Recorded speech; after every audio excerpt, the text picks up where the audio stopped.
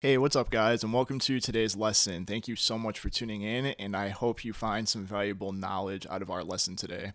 So, we're going to talk about something a little different, and that's why I have things set up the way they are today. I want you to kind of see what I'm doing here with the computer and the guitar, and our subject today is going to be transcribing. And to me, transcribing is a super important thing that I feel like in most videos I see on the internet gets very overlooked. A lot of the times I'm hearing a lot of guitar creators talk about things like technique and theory, which are all really great things, and you should be working on those things. But you need to be learning music in a way that you can retain it and digest it. If you learn a bunch of technique and theory, that's not going to do everything for you. You need to be able to learn music. So that is what we're going to talk about today. So go ahead and grab your guitar, tune up, and let's get right into it. So, if you're not familiar with the term transcribing, all it is just a really fancy word for copy. So, all transcribing is listening to music you like and literally copying what you're hearing. But there's a little bit more to it than just copying it. We want to learn the line or the phrase or the lick or whatever it is, and we want to retain it and make it our own so that way it comes out in our own playing, right? So, what we're going to do today is we're going to kind of break down that process. I'm going to start by showing you guys a lick that I like to play. I stole it from one of my favorite guitar players, as well as you should be. And then I'm going to show you what we do with it. We're going to learn it. We're going to put it in different keys. We're going to put it all over the fretboard. And then we're going to try to apply it to our own playing. All right, so let's jump into this tune. The tune I chose for today's lesson is String Theory by Intervals or Aaron Marshall. I'm a huge fan of his work. If you guys watch any of my videos, you'll see I do a bunch of covers by him. So we're going to jump into this tune, and I'm going to show you the lick that I chose that we're going to go ahead and dissect here. So I'm going to open this up right here on my YouTube browser, or if you guys have iTunes, Spotify, you can find this song there as well. So our lick is going to take place right here. It's at about 49 seconds into the song is where the lick is going to happen. So that's our lick there. That's the lick I chose in this case. So we're going to go ahead and take that, and we're just going to learn it. So a really nice thing about YouTube is you can actually slow music down. So if you're having a hard time hearing this at tempo, you can actually go into the settings on YouTube, and there's a section where it says playback speed. You can tap on that, and you can go from normal to 75%, 50%, whatever tempo is easier for you to hear all the notes at. So I'm going to pick 75 here.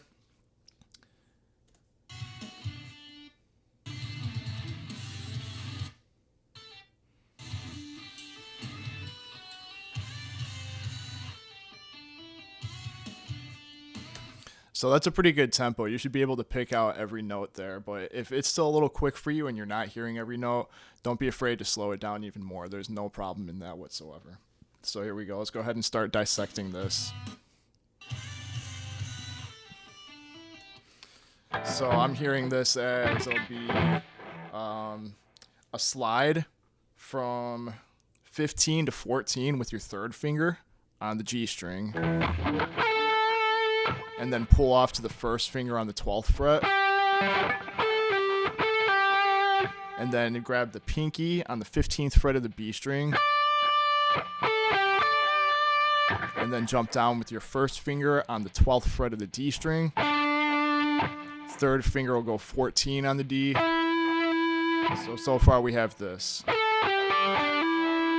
And then you're going to go first finger on the 12th of the G string.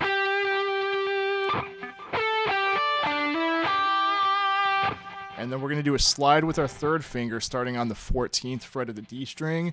You're going to slide into the 16th. And then grab on the same string, the D string, with your first finger. It'll be 12. And then hammer on with your third finger to 14 on the D. So all together, here's our lick.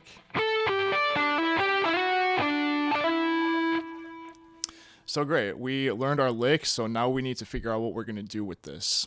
So for me, when I'm learning a new lick or something I want to work into my own playing, after I learn the lick, I try to figure out what key it's in. And if you have pretty good ears, it's an easier thing to do. If you're not sure, you can always kind of test this out. So I'm going to play the lick again.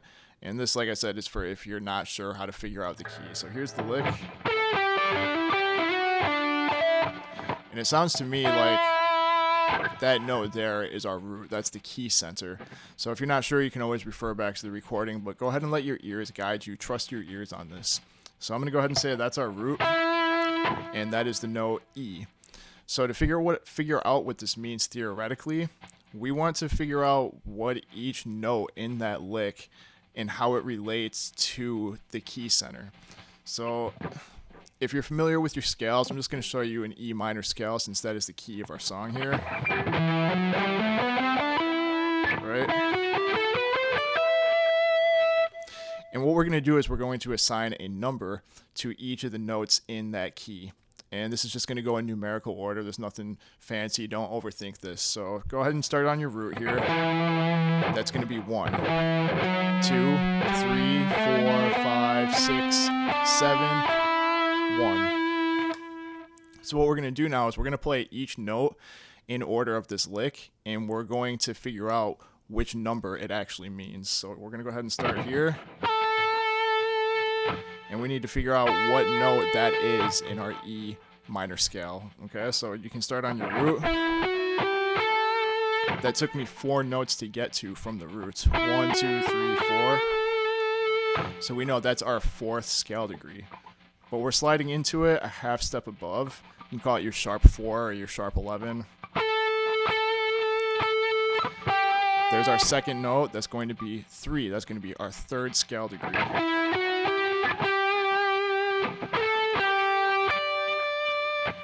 This note here is going to be 7 because it's a whole step underneath our roots. Those notes are the same, right? They're just an octave different, so that note as well is 7. 4, 3, 7, 7. There's our roots. 3, right? Then we're going to go... There's our slide from the 3rd finger on the 14th to the 16th. So that's going to be roots, seconds, 7, 1. So there we've just figured out all the scale degrees. And what this is going to do is this is going to allow us to put this in different parts of the neck, different octaves, different strings. You're going to be able to play this lick all over the fretboard. And that's the point. We want to be able to play this wherever we want it at any given time. So again, let's analyze that real quick once more. We've got 4, 3rd, 7, 7, 1, 3rd, slide to 2, 7, roots. All right, so the next thing we're going to do here is we're going to try to plug that lick in. And what I mean by that is we're going to throw on a backing track. I like to use, they're called elevated jam tracks. He's a really awesome YouTube creator. All of his backing tracks are really fun to jam along to, and it doesn't just sound like a backing track. They actually sound like songs that you're playing along to, so that's really cool. So I'm going to go ahead and throw this on here. Again, they're called elevated jam tracks. I'll tag him in the description below in my video here. So this one's just a cinematic rock ballad guitar backing track is what he calls it in E minor, because that is the key of the lick we decided to steal. So I'm going to go ahead and put this on. I'm going to improvise a little bit, and what I'm going to try to do is insert that lick that we stole into my improvisation, okay? So sometimes it might be a little trial and error. You might mess up a little bit, but that's okay. You're just trying to improve upon it a little more every time. So go ahead, play along, try to stick that lick in there, okay? So here's an example of what that might sound like.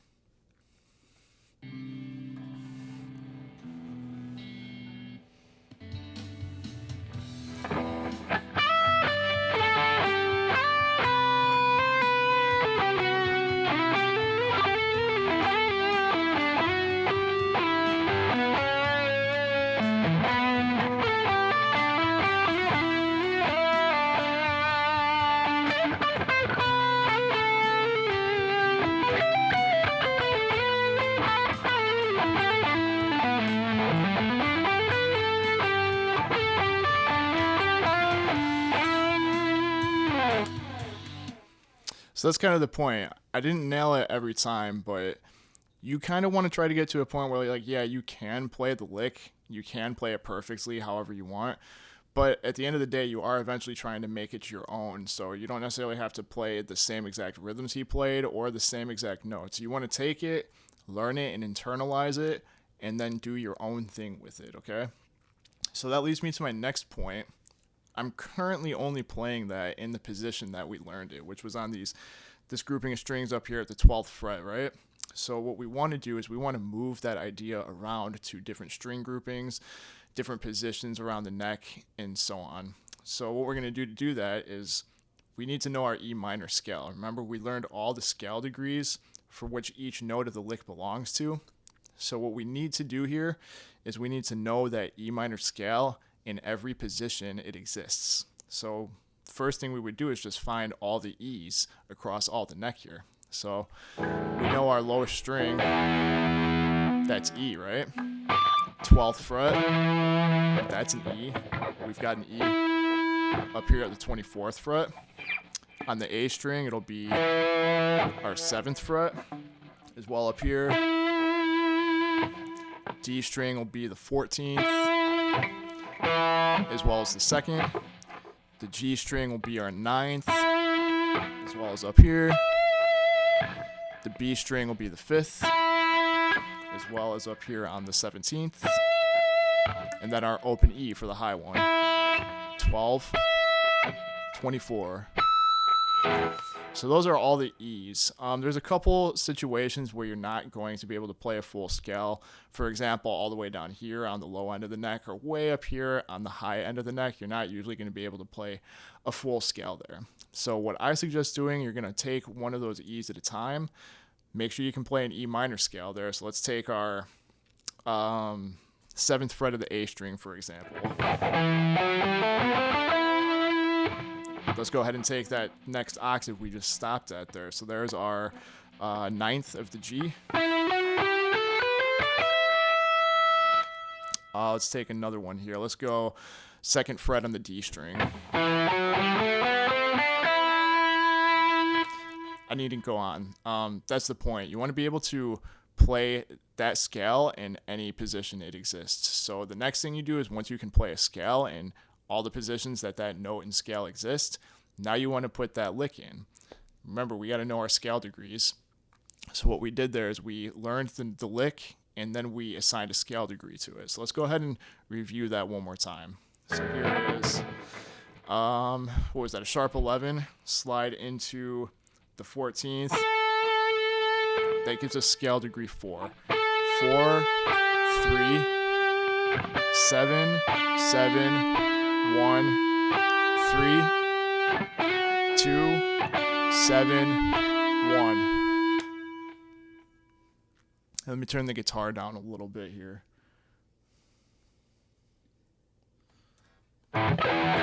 Sounds a little better. Okay, so what we're going to do here is we need to remember those scale degrees. If you need to write it down, that is perfectly okay, and I'm actually going to do that here myself. So I'm going to grab a notepad.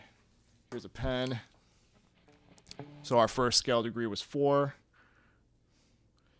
And then we had 3. And then we had 7. And then we had another 7. Right? There's 1.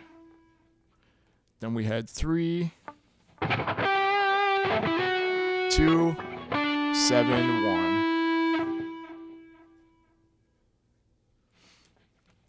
So there we go. If you have a hard time remembering it, we got it wrote down right there. It should be piece of cake to put it in any position. So again, here we go. We've got 4, 3, 7, 7, 1, 3, 2, 7, 1. So now let's just take that and put it where any of those other E minor scales exist. So let's go ahead and put it on this 7th fret of the A string. So now we know we've got the 4th scale degree.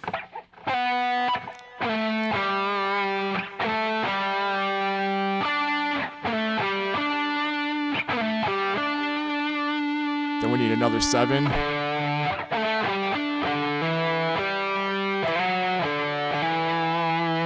There we go. Now we got it in a new key.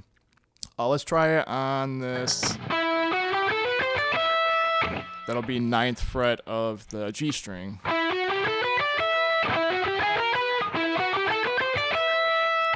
So let's find our 4th.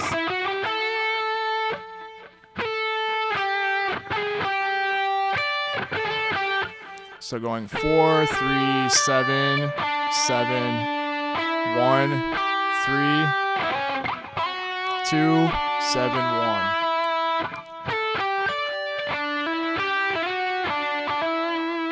There we go, we've got it in a new position there. Let's go ahead and try it down on the 2nd fret of our D string.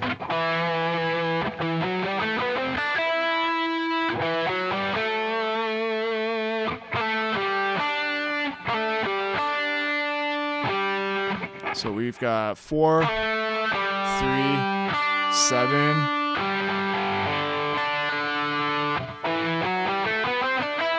So you can see this one's a little trickier. The lick isn't going to lay exactly the same way as it laid in the upper positions. So now we got to think about where those scale degrees exist. So here we go. Here's our 4th, 3,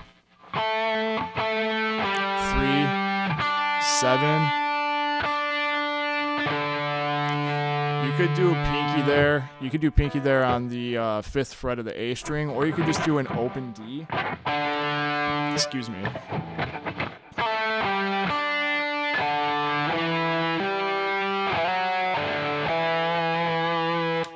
Okay, so now we've got this lick in a couple of different places. Let's figure out one more for good measure here. So let's go ahead and take...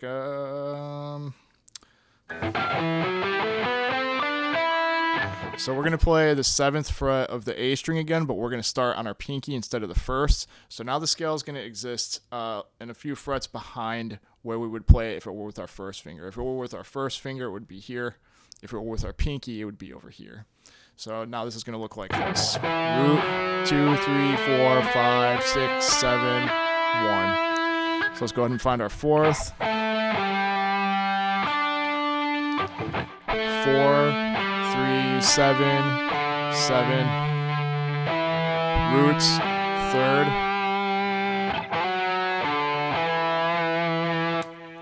You get the idea. All right, so we've learned the lick. We've put it in multiple positions. We can play it how we want it. We can apply it in the given key. So what happens, for example, if we are, say you're jamming with your friends or you're in the middle of a gig and you want to use this lick, but the jam you're in is not in the same key as the lick? It's a pretty simple answer. We're actually just going to transpose it, and all that means is we're just going to put it in the correct key, okay? So what we're going to do is I'm going to throw on this backing track again. This is a different one. I'm going to try this this epic synthwave backing track in F sharp minor. This is a pretty cool one. This sounds like this.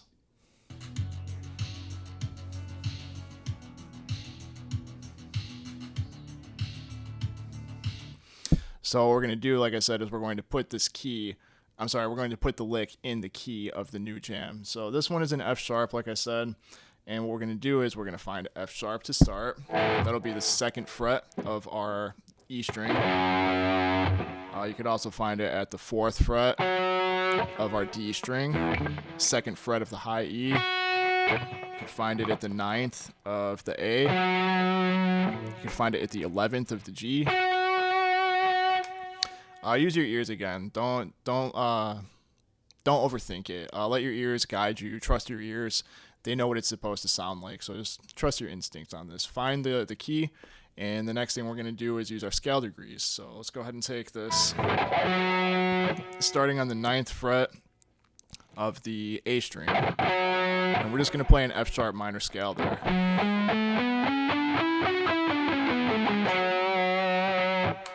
Let's use our scale degrees again. So here's roots, 2, 3, 4, 5, 6, 7, roots. Great. Now we have the scale degrees for an F sharp minor scale, which is the key of our new jam. So we're going to go ahead and try to figure out this lick that we stole in the new key. So let's use the scale degrees. I know I'm saying that a lot, but it's going to help you a ton. So here we go. 4, 1, 2, 3, 4. So here's our 4th, 3, 7, 7, roots, 3rd, 2, 7, roots.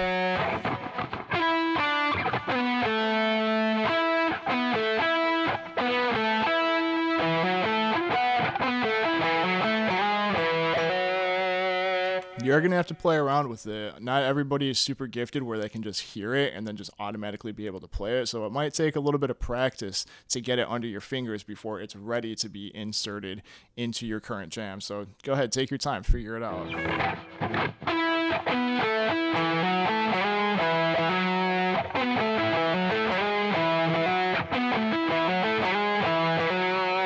Repetitions is all it's about. You have to play it enough times to get it under your fingers so your fingers can remember it, you can retain it, you digest it, and regurgitate it. That's the name of the game here. So let's go ahead and try to plug it in over this new jam.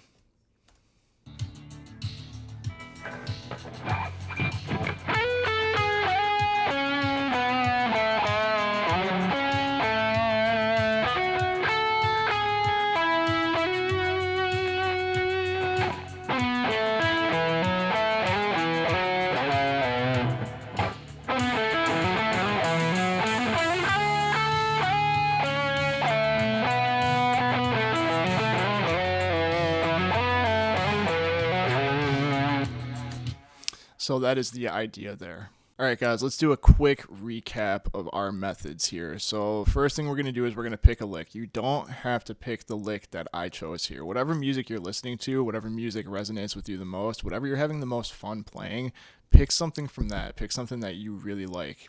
Pick a lick. You don't have to learn a whole song every time. That's very time consuming. Pick one lick, one phrase, learn it, figure out the key, and next you're going to assign scale degrees to it. So if you don't know your scales, you're going to need to learn your scales.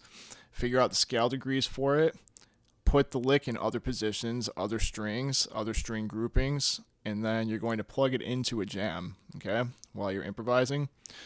And then after that, try putting it in different keys. I know we only did very little of that, but I didn't want to waste a whole lot of video time. And I also don't want to give everything away. I want you guys to have the joy of the exploration yourself. So what you're going to do again, after you figure out the scale degrees and you plug it into your own jams and improvisation, try putting it in other keys. All these methods that we just went over, if you apply these things and you do it this way, it's going to make a huge difference in your playing. You're going to start learning a lot of vocabulary. You're going to learn how to create your own sound. You're going to understand your fretboard a lot better, amongst a whole lot of other benefits that you're going to get out of this. But that is all I got for you guys today. So thank you so much for tuning in. I hope you guys got some good knowledge out of this. I hope you guys are seeing things from a different perspective. And yeah, like I said, like really get on that transcribing, man. Like I see a lot of guitar creators out there talking about how to alternate pick crazy fast or how to get your legato chops together, things like that, which is all great. You know, learn your technique. Absolutely. Don't neglect those things. Learn your technique, learn your theory. Those are all parts of the instrument. But the thing that's really going to get you the furthest here is just learning music. If you don't know what to practice, the best thing you can do is just learn music and digest it and apply it. All right. Again, I hope you guys see some awesome gains out of this. If you're not subscribed to my channel already and you guys are liking the stuff you're seeing here, make sure you hit that subscribe button, drop a like, drop a comment, and I'll see you guys in the next one.